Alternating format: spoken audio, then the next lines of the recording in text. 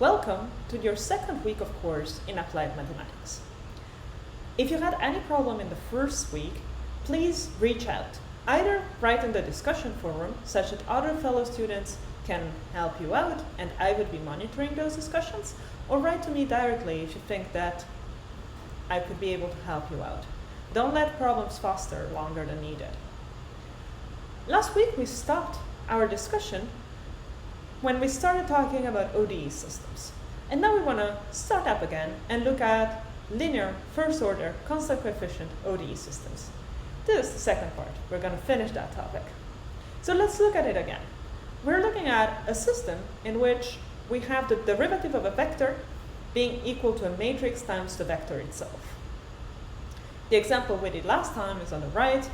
y1 prime is equal to a sum of 2y1 plus 3y2, and something similar for y2 prime.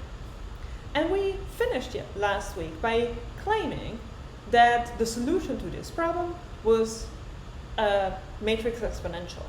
Exponential of the matrix A, the matrix of coefficients, times x. All of it times the vector C of coefficients that are indeterminate, that needs the boundary information to complete. Does this make sense? So today we're going to look into that. And we also last week gave the definition of the matrix exponential. So it's an infinite sum of powers of ax, each of the power divided by the factorial of the power itself. In reminder, a matrix at power 0, a square matrix, A needs to be square, at power 0 is equal to 1 by definition. So it's equal to I, with I the identity matrix, the matrix that has 1s on the diagonal and 0 everything else. So this is our definition of the exponential of a matrix. We can check that our claim is coherent just by taking the derivative of this exponential, this infinite sum, and see that it indeed corresponds to what we're looking at. So let's first remember to check matrix dimensionality, as I had just forgotten. If a matrix is squared, so it has a size n times n, then its product with itself has the same size. So the fact that A was squared in our example is really important, because if it wasn't squared, we couldn't be taking continuous powers of it. And if A times A doesn't have the same size as A, we would also have quite some trouble summing them up. But other than that, let's take the derivative. So the derivative of something constant, such that as the identity matrix is 0. Then we're taking derivatives with respect to x. So this is quite easy, and I hope you can follow what is going on. After the first line, we're taking the matrix A out. So we're just factoring A out. And we retrieve as the infinite sum exactly the same thing as we had as the definition of the exponential. So this is indeed A times the exponential of ax. And that fits perfectly in the ODE system format that we were looking at. If this section was confusing, I think it's because your linear algebra background might be a little rusty. Please consider looking at chapter 8 to 12 of the book. So we have spent some time looking at ODE systems. So now it's a good time to ask, why are we studying them so hard? And the reason is because there is this very important theorem that says that nth order linear ODEs can be converted into first order nth dimensional ODE systems. It's a very easy transformation that allows us to solve linear ODEs fairly straightforwardly with the tools we have built for ODE systems. So let's look at this example.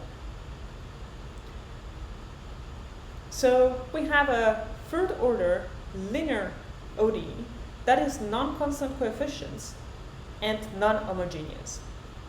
What we're going to be doing is introduce the variable z. Z0, z1, and z2 being the zeroth derivative, the first derivative, and the second derivative of y. And we put this information into a vector z. Note that we're not taking z3 as the third derivative of y. With this definition, we can replace y and its derivatives in the first equation by z0, z1, z2, and the first derivative of z2 is replacing y3.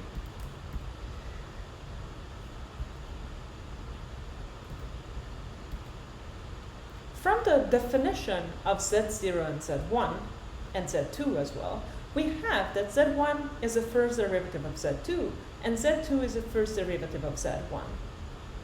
So if all a3x is different to 0 for all x, we can also divide our equation by a3 everywhere, where therefore giving z2 prime a constant coefficient of 1, and shift all of these three elements on the right-hand side. Now we can write the derivative of the full vector z, the one with the three components z0, z1, and z2, by looking at the equations we just wrote. So we have z0 prime equals to z1, z1 prime equal to z2, and z2 prime equal to all the elements that we have from the equation that we built itself. And we can notice here that there is a big chunk of it that is a linear ODE system. So we can rewrite it as a linear ODE system with a 3x3 matrix plus a term that is not multiplied by z itself.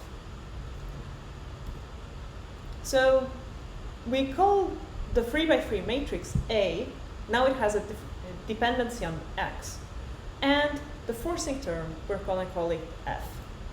So the general form of our nth order ODE is an nth dimensional ODE system.